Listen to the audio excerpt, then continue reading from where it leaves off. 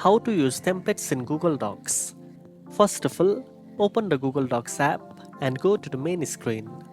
Next, tap the plus button at the bottom right corner and you will see two options: New Document and Choose Template. Select Choose Template. You will see a gallery of templates organized into categories such as resume, letters, reports, education, org, and more. Browse through the options to find a template that suits your needs. Tap on the template you want to use and it will open as a new document. Now, start customizing the template by replacing the placeholder text with your own content.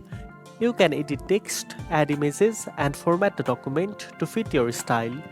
When you are done, tap the tick button in the top left corner. You can also download and share your document by tapping the three dots in the top right corner. And that's it. Now you know how to use templates in Google Docs.